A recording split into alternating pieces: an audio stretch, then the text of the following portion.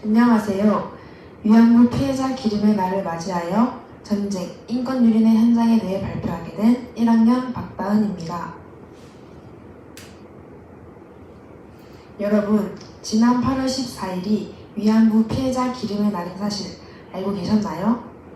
8월 14일인 위안부 피해자 기림의 날은 1991년 고 김학순 할머니가 위안부 피해 사실을 최초로 공개 증언한 것을 기념하여 2017년에 지정되었습니다. 일본군 위안부는 일제강점기 때 한국에서 발생한 인권유린 중 하나로 일본군이 여성을 대상으로 저지른 성범죄 행위를 의미합니다. 한국 정부가 추정하고 있는 위안부 피해자는 약 8만 명에서 20만 명이지만 현재까지 공식적으로 확인된 위안부 피해자는 약 240명에 불과합니다. 이는 당시 사회적 분위기와 사상, 주위의 시선을 이유로 위안부 피해 사실을 피해자들이 자발적으로 침묵해왔기 때문입니다. 위안부 문제는 우리나라뿐만 아니라 세계적으로 문제가 되고 있는데요. 전쟁 중 인권 유린이 한 나라의 잘못만이 아니라 우리 모두에게 책임이 있다는 사실을 깨닫고 위안부와 같은 전쟁 범죄가 더 이상 반복되지 않기 위해서는 사회 구성원들의 지속적인 관심과 도움이 필요함을 상기해야 합니다. 다음으로는 전쟁과 인권유린의 개념에 대해 알아보도록 하겠습니다. 전쟁은 군사력을 이용해 다양한 목적을 달성하려고 하는 행위를 의미하고, 인권유린은 공권력이나 권력을 가진 사람이 인간의 기본적 인권을 침해하는 일을 뜻합니다. 이러한 전쟁과 인권유린의 관계에서 그 참혹성을 보여주는 사례들이 있는데요. 그중 마루타 실험과 맨해튼 프로젝트, 홀로코스트에 대해 발표하도록 하겠습니다. 마루타 실험이란 제2차 세계대전 당시 일본 제끼 인간을 대상으로 한 인체 실험을 의미합니다. 일본의 731 부대는 비밀리에 생체 실험, 간염병 연구, 고문 등을 포함하여 인체에 대한 비윤리적 실험을 진행하였고, 그 결과 마루타 실험으로 인한 희생자 수는 약 1만여 명으로 추정됩니다. 마루타 실험은 일본 의료 기술 및 해부학 발달에 영향을 미쳤습니다. 그리고 국제사회에서 연구 윤리와 인권 보호의 중요성과 필요성을 강조하였으므로 이로 인해 현대의학과 연구에서는 인간의 권리를 존중하고 윤리적 기준을 철저히 준수하도록 규정하고 있습니다.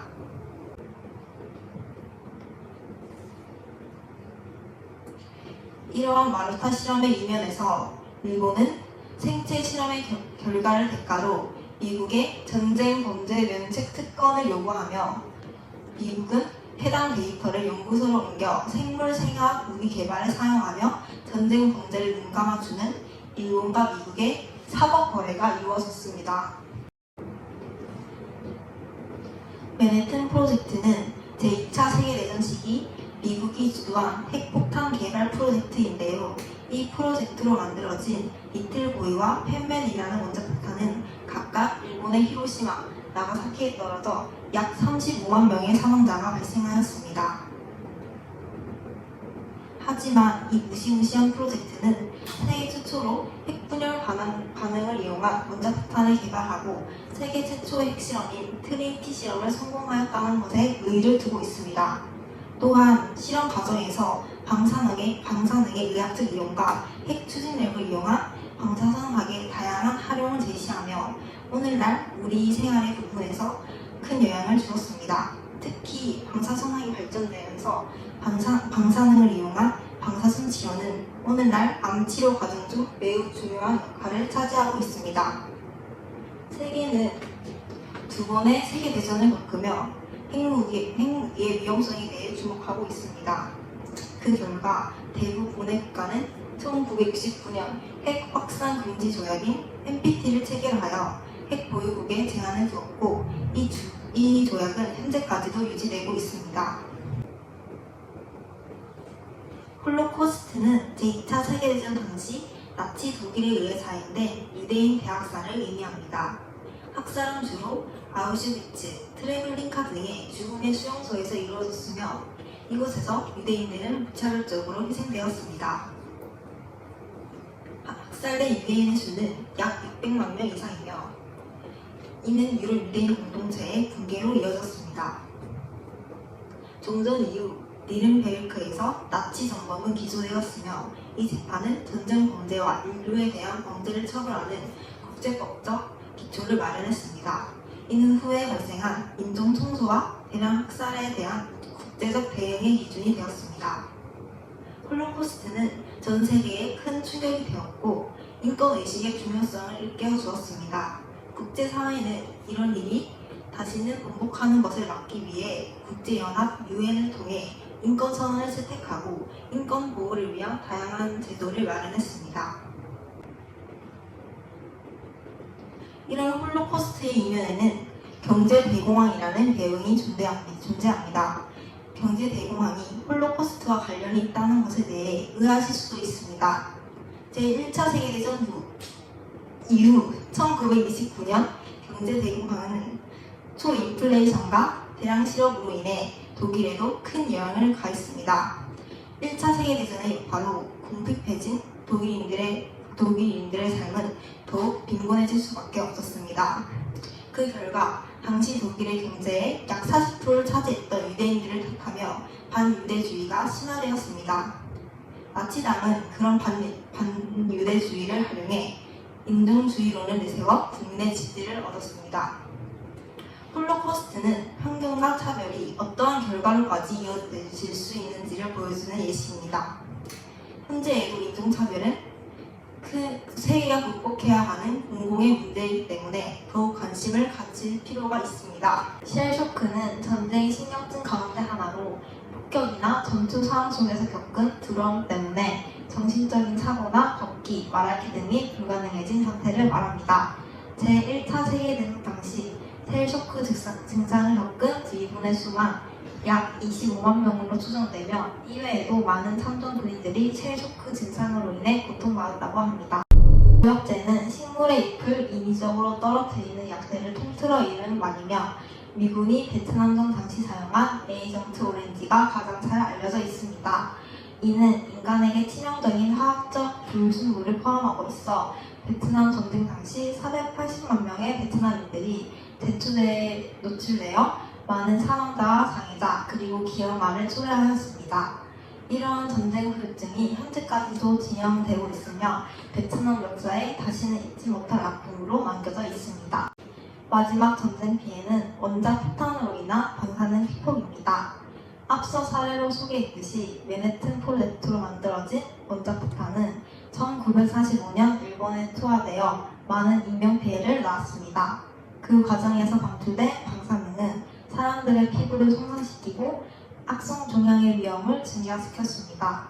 또한 내부적으로 방사능은 세포의 DNA를 파괴, 변형시켜 각종 질병을 일으켰습니다. 그렇다면 후유증 이외에 전쟁이 우리에게 미친 영향은 어떠한 것들이 있을까요? 전쟁이 벌어질 때 다양한 무기와 군사 장비를 사용하며 오염물질과 유해물질이 주변 환경을 방출될 수 있습니다. 이러한 물질은 수질과 토양을 오염시켜 인간은 생명과 안전의 위협을 받고 사회의 체계와 인프라가 파괴될 수 있습니다.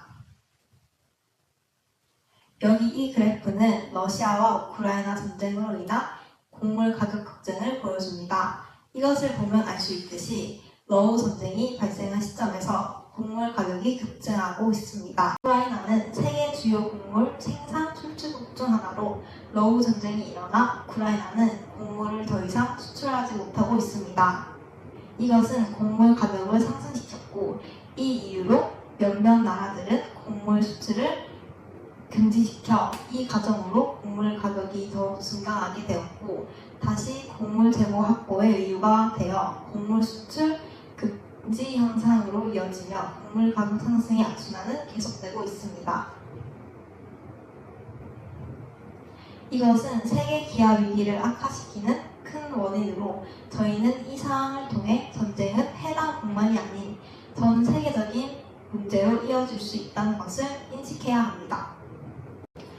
세계는 긴 시간 동안 전쟁의 아픔을 고스란히 느껴왔습니다. 저희는 이번 계기 교육을 통해 전쟁은 누구나 겪을 수 있는 문제이며 우리는 결코 이것을 다신가는 별개의 것으로 인식해서는 안 된다고 생각했습니다. 특히 가장 힘들 때 국제사회가 내밀어준 손길이 얼마나 소중하고 고마운 것인지 잘 아는 우리 국민은 도움을 필요로 하는 곳을 기꺼이 찾아가 책임감 있게 긍정적인 기여를 해야 한다는 의무를 가져야 합니다. 우리는 지구적 세계관을 가지며 전 세계적인 관심을 가지고 합리적인 판단 능력을 향상시켜야 합니다.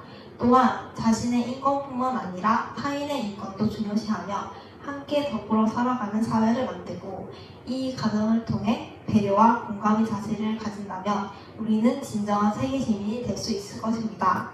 이상으로 발표를 마치겠습니다.